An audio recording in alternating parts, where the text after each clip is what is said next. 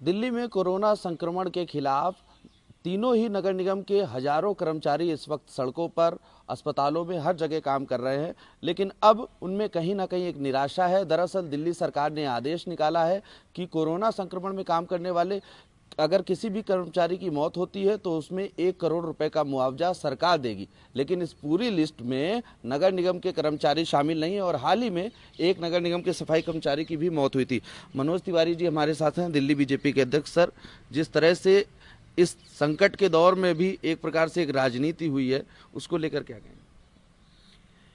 देखिए, ये दुखद है इस तरह का भेदभाव करना, क्योंकि दिल्ली तो एक है। दिल्ली के मुख्यमंत्री अरविंद केजरीवाल जी हैं, आम आदमी पार्टी की सरकार है, तो इसलिए जैसे ही इनका ऑर्डर आया मैंने इस पे कहा कि इस समय इस पे कोई ऐसी राजनीति नहीं होनी चाहिए जिससे कि एक ही दिल्ली के कुछ सरकारी कर्मचारी जो कोरोना वॉरियर्स की तरह काम कर रहे हैं वो इससे वंचित रह जाए।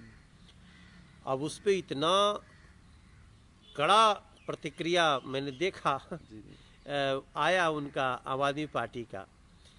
अगर उन्होंने जैसा उन्होंने अभी लिखा है कि नहीं वो भी शामिल है, तो फिर मैं उनको धन्यवाद देता हूं। मैं तो सिर्फ यही बोल रहा हूं कि आपके आदेश में आपने लिखा है कि जो दिल्ली सरकार के द्वारा ड्यूटी पे लगाए हुए लोग हैं, तो दिल्ली सरकार एमसीडी के कर्मचारियों को जो सफाई कर रहे हैं, जो दवाइयों का छिड़काव कर रहे हैं, सैनिटाइजेशन कर रहे हैं, तो उसको आप कहीं ये तो नहीं कह देंगे कि इसको हम ड्यूटी पे नहीं लगाएं, इसको हम नहीं देंगे।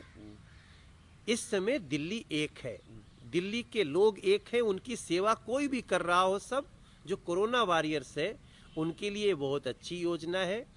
और अगर ये सबके लिए है तो मैं अरविंद केजरीवाल जी से ये निवेदन करना चाहता हूँ कि एक हमारा कोरोना वॉरियर्स के रूप में एक की हत्या, एक की मौत हुई है, तो उसको इसका लाभ तुरंत मिल जाना चाहिए।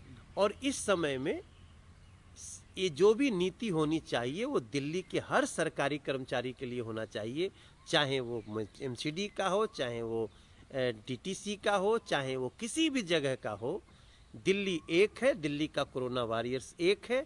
इसलिए अभी तुरंत जो लोग, अब भगवान न करे कोई मरे, लेकिन एक हमारे कोरोना वॉरियर्स की मृत्यु हो चुकी है, अगर उन सब के लिए भी शामिल है योजना तो उसको तुरंत 1 करोड़ रुपया दे देना चाहिए। लेकिन सर, एक सवाल यहाँ पर और आता है कि नगर निगम की स्थिति इस बार फिर काफ़ी खराब है।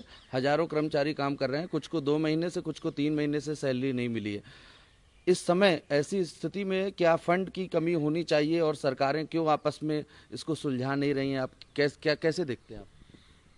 अब ये तो एक ऐसा सवाल है जिसको हम अभी करेंगे तो लोग कहेंगे देखो कोरोना संकट में मनोज तिवारी राजनीति कर रहे हैं। मैं नहीं करना चाहता। यहाँ तक कि आप देखिए ना, खराब खाना मिला तो भी हमने कहा, सुझाव दिया ठीक करो। राशन नहीं मिला, हमने सुझाव दिया ठीक करो।